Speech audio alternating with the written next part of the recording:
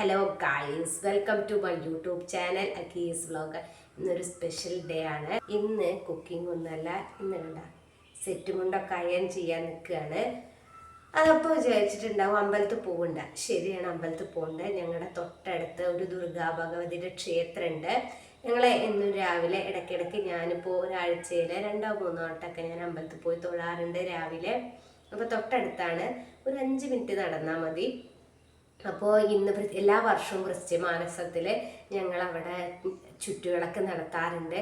അപ്പോൾ ഇന്ന് മോൻ്റെ നാടിലുള്ള ചുറ്റുവിളക്കാണ്. അപ്പോൾ അതിന് പോവാനുള്ള തയ്യാറെടുപ്പിലാണ്.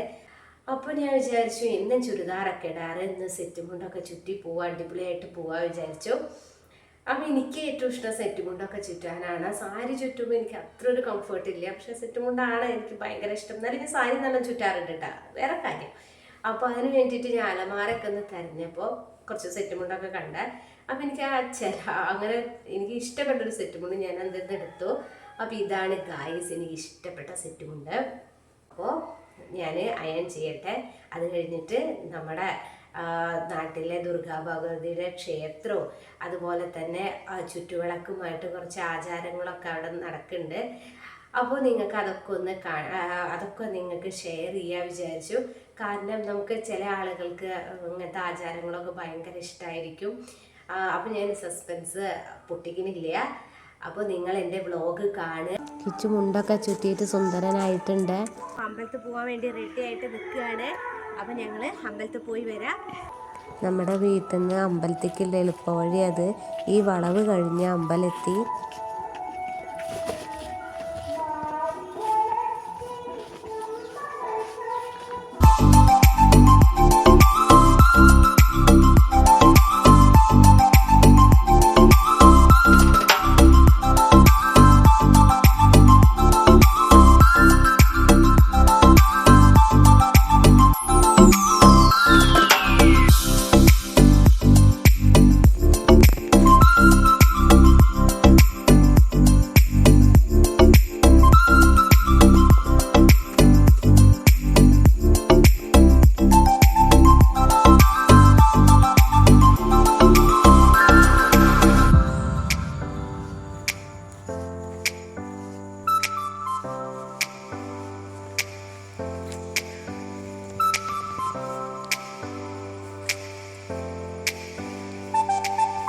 ഹലോ ഗായ്സ്, അപ്പോൾ ഞങ്ങൾ തിരിയൊക്കെ തെളിയിച്ചിട്ടുണ്ട്.